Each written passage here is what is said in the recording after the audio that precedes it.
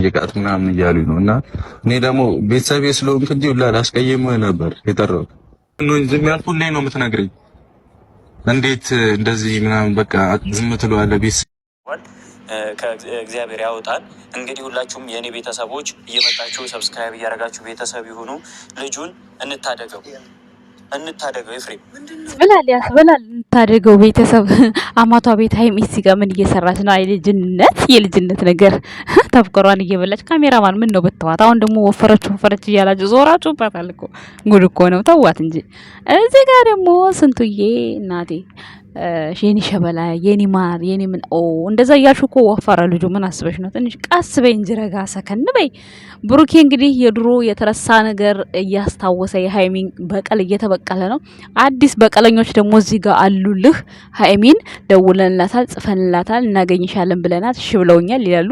ወይኔ እናንተ ልካችሁን አታውቁም። ግን ትንሽ ማለቴ እንዲያው ብሩኬ ቢያገኘን ምን ያረገናል? ሰባተኛው ፎቅን ረስታችሁት ነው ግን እሷን ሃይሚን የተመኛችሁት ሰባተኛው ፎቅ ረስታችሁታል። በቃ መቼ እንዳወራ ብሩኬ እንጂ መቼስ ሁለታችሁም በአንድ ጊዜ ነው ወደ ሰባተኛው ፎቅ መላክ ምንም አያቅተውም ብሩክ ብዬ አስባለሁ። ውድ ቤተሰቦቼ እስኪ ንገሯቸው ለነዚህ። አሁን እነዚህ ምን ይባላሉ? ምን በሌላ ነገር ምን አለ በሌላ ርዕስ መታችሁ ትፈምሳላችሁ። የጨረቃ ፋሚሊ እንደሆነ በመልካም ነገር ለመጣ ሰው ሰብስክራይብ የማድረግ ችግር የለባቸውም። በጣም ያደርጋሉ።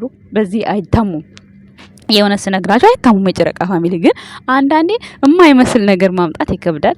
እዚህ ጋር ደግሞ እንግዲህ የብሩክ ሚዜ ማለት ነው አልተቻለም። ኤፋ ማለት ነው እንግዲህ እንደተለመደው በባለፈው በዝናብ ኮትሮት ነበር። ዛሬ ደግሞ በአንድ ርዕስ መጥቷል። እዚህ ጋር ዛሬ ቡታጅራዎችን ሰብስቤ ነው ያመጣው። ይቺ ማናት? የማን ንግስት ናት? ትታያቸዋል። ይሄስ ማን ነው? የማን ነው ቀብራራ? ስንቱን ለቆ የወሱ እዚህ ቁጭ ብሏል ቡታጅራ። ወይ ጉድ! ዛሬ ለማንኛውም የኛን ልጅ አግኝቷታል። የኛን ንግስት ሽርሽር እያለች ነው። ሃይሚ ወፍረሻ ስትባይ በቃ አልተቻልሽም። ተይ መልሶ ሰው አይንደገቢ ነግሬሻለሁ። እና ዛሬ ቡታጅራ ላይ ቀውጥ እያረጉት ነው።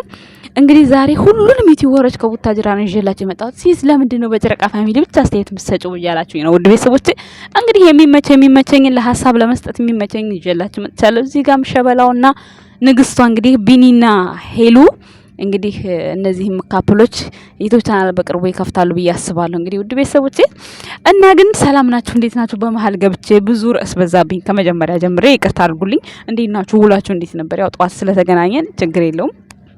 ግን ምሽታችሁ እንዴት ነው? አንድ ሰዓትም ቢሆን እንዴት ነው ምሽታችሁ? እኔ ጋር ሁሉ ሰላም ሁሉ ያሸውና ነው። እንግዲህ ይሄ ቪዲዮ መቼ ተሰራ ይመስላችኋል? ይሄስ ልጅ ማለት ነው ከዚህ በፊት አስታውሳችሁት አይደለ? ሃይሚን እንዴት እንዳሰቃያት። ሃይሚ ግን እንዲያው ምን አይነት ልጅ ናት? ምን አይነት ጭንቅላት ነው ያላት? አያችሁ፣ ያሰቃያትን ሰው ሁሉ እየፈለገች አቤቱታ ለብሩኬ ትናገራለች። ወይኔ በጣሪ ወይ ሁሌ ያስፈራራኝ ነበር። በቃ በዚህ አይነት ማለት ነው። እኔ ካሁን በኋላ ብሩኬ ሃይሚ ሚስጥር ደብቀኛለች ቢል እኔ አላምነውም። ብሩኬን ቤተሰብ ለምን መሰላችሁ? ይሄ አሁን ፕራንክ የተሰራ ነው፣ የተረሳ ታሪክ ነው። አንዳንድ ጊዜ እንደውም ሃይሚ ከወንድ ጋር ትታይም ሲሏቸው እየተናደዱ ነው መሰለኝ ቲክታከሮች እያወጡ ይለጥፉታል። አንዳንዴ ይሄ ልጁ ማለት ነው ለካስ ቤተሰብ ሆኖ ዘመድ ሆኖ ተገኘ። ጉድፈላ አብርሃም ነበር የዛኔ ለመጀመሪያ ጊዜ ኤሉ ጋር ሲመጣ ዩቲዩብ ቻናል የላትም ሃይሚ። በዛ ሰዓት ተማሪ ነበር ገና 10ኛ ክፍል ነው 11ኛ ክፍል የዛን ሰዓት የነበረች። የዛሬ አመት አይደለም ደግሞ ይሄ ነገር የተፈጠረው ነው እንዴ? አይደለም። እስቲ ገብቻ ላየሁትም ብቻ ቪዲዮው ማለት ነው። እና ብቻ ግን የዛን ሰዓት ዞሮ ተማሪ ናት። ወይ 11ኛ ክፍል ነው የምትሆነው ወይ 12ኛ ክፍል ነው የምትሆነው። ከሁለት አንዱ ነው። ገና ልጅ ነበረች በዛን ሰዓት። እንደውም ጸጉሯ የራሱ ውበት ምናምን በጣም አሪፍ ነበር ጸጉሯ። አሁን አዲስ አበባ ከመጣች ጸጉሯ ተበላሸ፣ ምንጭጭዞ ወጣ።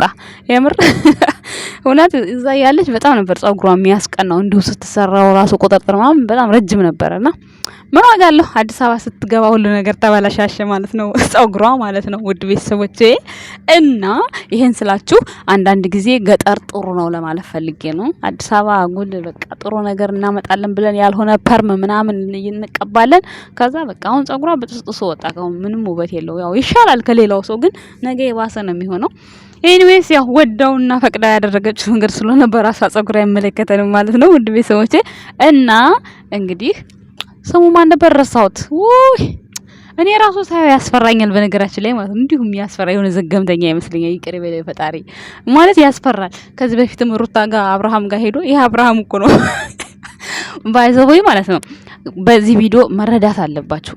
አብርሃም የሚያውቀውን ብሩክ ያውቃል፣ ብሩክ የሚያውቀውን አብርሃም ያውቃል፣ አብርሃም የሚያውቀውን ሃይሚ ታውቃለች። ስለዚህ እናቴ እንደው ቤተሰቦች ብልጥ ሆኑ። ምንም ነገር ቢፈጠር ማለት ነው ቅድሚያ ውስጣችሁን ጨጓራችሁን አትላጡ። እግዚአብሔርን ነው የምላችሁ። ዛሬ ራሱ በሐሰን ቤት ምን ሰማው መሰላችሁ? እናንተም ሰምታችኋል። እንትና ማሂ ልትሄድ ነው ሐሰንን ጥላው ምናምን ወደ መጨረሻ ላይ አወራላችኋለሁ። ቆይ ስለዚህ ስለ ልጁ ልጨርስና ማለት ነው እንግዲህ ይሄ ልጁ በቅርብ ጊዜ ነው ዩቲዩብ ቻናል የከፈተው፣ እንዲሁም ቡታጅራ ላይ በእርግጥ መልካም ስራዎችን እንደሚሰራ ብሩኬ ነግሮናል። ብናበረታታው በጣም የተሻለ ነው። እውነት ለተራበ ሰው እንደዚህ ለተቸገረ ሰው የሚደርስ ሰው እኔ በጣም ደስ የሚለኝ በጣም ከምላችሁ በላይ እውነት፣ በተለይ የተራበ የተጠማ ሰው ማለት ነው እውነት እንደዚህ የሚደግፋቸው የሚያያቸው ሰው የሌለ ሰው ለምን አንድ እንጀራ አይሆንም? በቃ እንደው ወስዶ መስጠት ቀላል ነገር እንዳይመስላችሁ ቤተሰብ፣ በጣም ከባድ ነገር ነው። በቃ ፈውስ ማለት ነውና ያንን ነገር ስለሚሰራ በእርግጥ ደስ ብሎኛል። በጣም ጥሩ ነው። እንደ ፋሲል አላናደደኝም። ሰብስክራይብ አድርጌዋለሁ በ3 ስልኬ ማለት ነው እና እናንተም ሰብስክራይብ አድርጉት። ሌላው ሲቀጥል ደግሞ እዚህ ጋር እንግዲህ ሐሰን ነው። ሐሰንና ብሩኬ እንግዲህ ለረጅም ጊዜ ተገናኙ። የፍቅር ጊዜ ብቻ ነበር የተገናኙ። ከዛ በኋላ እየተገናኙ አልነበረም። ዛሬ እንግዲህ በአዲስ ዱብዳ ካች ብሏል። እንግዲህ የሐሰን ቦይፍሬንድ ነው የምትባለው ሚስት ነው የምትባለው አይዶና አላውቅም፣ ይቅርታ አድርጉልኝ። ማሂታ ማለት ነው ማሂታ ማሁ ዱባይ ነች እናቷ ተብሏል። እንግዲህ በቃ ይሄ ብሩኬ ዱባይ መሄድ ቀደደው። በቃ ሁሉም ከሱ እየያዘ ወደ ዱባይ፣ ከዛ ከሱ እየተነሳ ሁሉም መኪና እየያዘ ቁጭ። እኔ በኋላ ብድር ገብታችሁ ማለት ነው በኋላ ከሚዲያ እንዳጠፉ ነግሬያችኋለሁ። እውነት ግራ ገብቶኛል። መኪና ይይዛል ብዬ አልጠበቅኩ። ሰው ሁሉ እየያዘ ነው። ቤተሰብ ለምን ያዙ ሳይሆን እንዲህ ምንጩ ምንድነው? እስኪ ወይ እኛንም አብራሩልን እስኪ። እኛም እንያዝ እንዲህ ምንድነው? ቆይ ምንጩ ምንድነው ነው የኔ ጥያቄ። እና በዚህ አጋጣሚ ሐሰንም ማሂ ወደ እናቷ ጋር ብትመጣ ጥሩ ነው።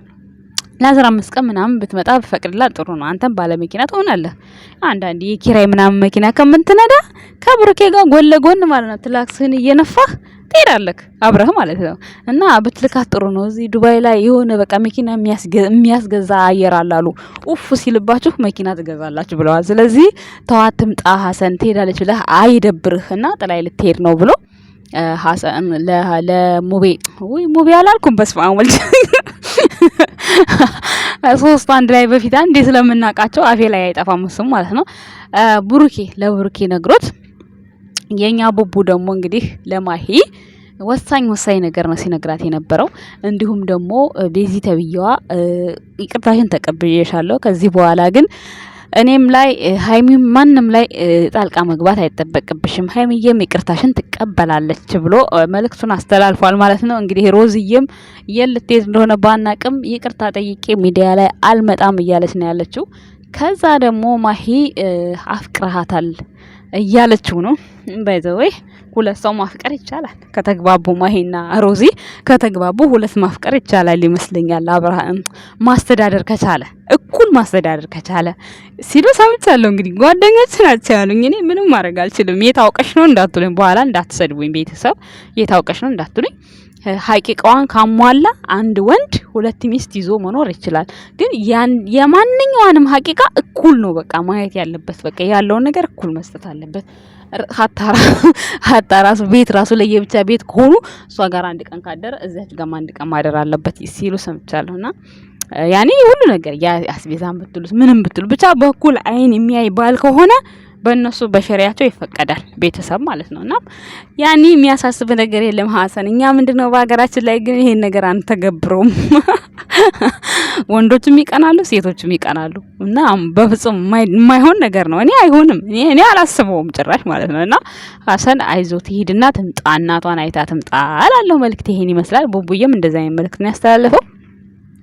እዚህ ጋር ደግሞ እንግዲህ ባለፈው ትዝ ይላችኋል በዝናብ እኔ ልቀደልሽ እኔ ልበጥረቅልሽ እያስባለ ብሩኬን ሲያስለፈልፈው፣ ከዛ በኋላ ሃይሚ ደግሞ እንደዚህ እኮ አልከኝ ደስ ብሎኛል ትለዋለች። ወይኔ ዝናቡ ይሁን ምን ይሁን ያስለፈለፈኝ እኮ በዛን ሰዓት አላውቅም አላለም ብሩኬ። እና የኤፋ ካሜራማን ቡታጅራ ላይ ገብቶ እንግዲህ እባካቸው 50 ሺህ አስገቡኝ እያለ የጨረቃ ፋሚሊ ናቸው። እንደውንም 30 ሺህ ነበር መሰለኝ 40 ሺህ አስገብተውታል የጨረቃ ፋሚሊ። ያው ይቅርታ ጠይቆ 40,000 ገብቷል። ሀይሚዬ ናት ይቅርታ አርጉለትና አርጉት ሰብስክራይብ አርጉት ብላ ተናግራ ያው ሰብስክራይብ ሆኗል። ዛሬ ደግሞ እንግዲህ በማርክና በኤፍሬም ቤት ከች ብሏል። ያመጣው ራስ ደግሞ በስማም የተመታ ራስ በቃ ሂጃብን ልንጠልፋት ነው ሊጠልፋት ነው ምናምን ብሎ በቃ አላሳብደውም። ኤፋን እንግዲህ እኮ ነው እኔ ፕራንካቸው ማለት ነው። አንዳንዶቹ የተመታ ፕራንክ ነው፣ አንዳንዱ ደግሞ ምንም እዛው ላይ ስለሚያስቡት አያስታው እንትን አይልም አያስነቀም በቃ አንዳንዱ ማለት ነው። እና እውነት እየመሰላቸው ብዙ ልጆች የሚሸወዱ አሉ። ስለዚህ የቡታጅራ የቲቦሮች እጅና ጓንት መሆናቸውን አትርሱ። የኤፍሬም መለወጥ ለማርክ ደስታ ነው፣ የማርክ መለወጥ ለብሩክ ደስታ ነው፣ የብሩክ መለወጥ ለሃይሚ ደስታ ነው። እና በመካከላቸው ውስጥ ምንም አይነት ጸብ የለም ምንም ማለት ነው። ሁሉም የግል ህይወቱን ለማሸነፍ የግል የራሳቸውን ህይወት ለመምራት ደፋ ቀና እያሉ ነው። ብሩኬ ነግሯቸዋል ዛሬ ማለት ነው። እያንዳንዳችን እኛ ለየብቻ የራሳችን ህይወት ለማሸነፍ የራሳችን ርዕስ የራሳችን አይዲያ እየፈጠርን እንሰራለን እንጂ ከካሜራ ጀርባ ከስራ በኋላ ሁላችንም ዩቲዩበሮች ተገናኝተን ምን ሰርተን መቀየር እንዳለብን ራሳችንን ዲስከስ እናረጋለን እንገናኛለን ብሏል ብሩኬ። እና ብዙ ጊዜ ብሩኬን ማደንቀው በዚህ ነው። ስለዚህ ውድ ቤተሰቦቼ የሆነ ነገር ሲፈጠር አሜን ብላችሁ ስሙ እንጂ አትናደዱ ማለት ነው። ሌላው እንግዲህ እዚህ ጋር አንድ እህታችን እንደው ሰከን ብትል የተሻለ ነው ብዬ አስባለሁ። እኔ ነገ አልቅሳ እንዳለያዝ ማለት እንደው ሴቶች እንዲ ችኩል ሲሉን ያልወድም ይቅርታ አድርጉልኝ። በእርግጥ ምን አገባሽ ትሉኝ ትችላላችሁ፣ ግን ችኩል አለች በጣም በቃ ማለት እንደው አንዳንድ ሴት እኮ መታገስ እኮ አንችልም። በቃ አንድ ወንድ ልጅ ከወደድን በላይ ነው ውበቱን የምናወራው አቅሙን ጥንካሬውን ምናምን በቃ የሆነ ቁልል ታረጋችሁት ደግሞ በኋላ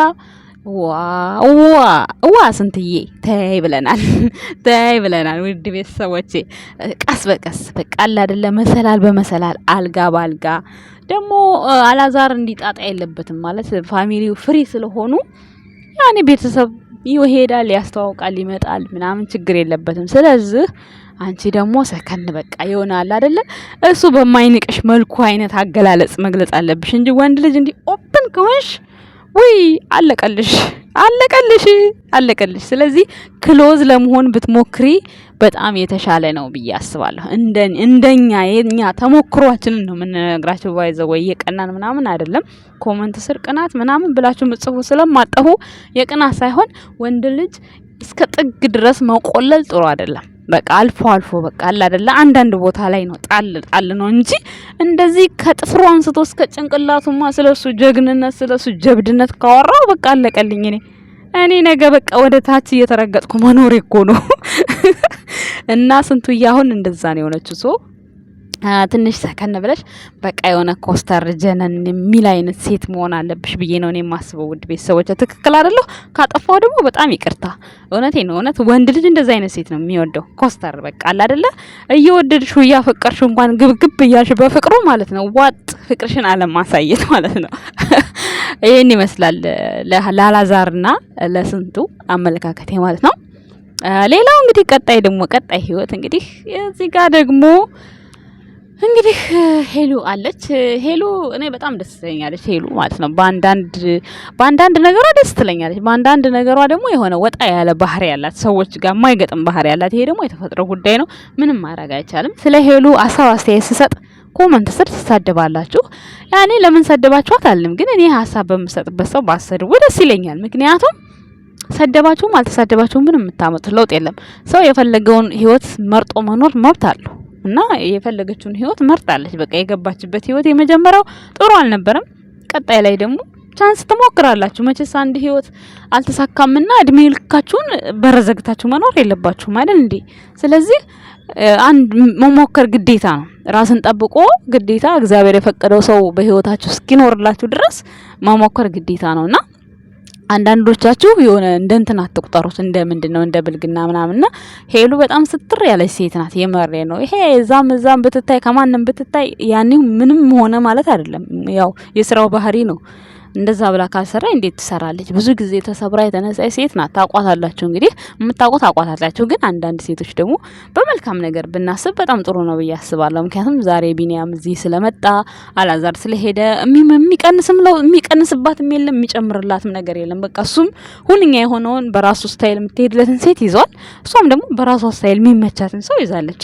ሳይመቻችሁ በይሉንታ እንዲህ አድርጎልኛልና እንደዚህ በቃ መራቅ የለብኝም ምናምን ብላ በይሉንታ ህይወት ውስጥ መግባት በጣም ከባድ ነው። ዋጋ ያስከፍላችኋል በኋላ ማለት ነው። ስለዚህ በጊዜ መቋጨታቸው በጣም ደስ ይላልና አንዳንዶቻችሁ ሄሉን ያልሆነ ስም ትሰጧታላችሁ። መሰጠት የለባትም። በቃ የመረጠችውን ህይወት የመኖር መብት አላት። ማንም አይከለክላትም አይደል እንዴ?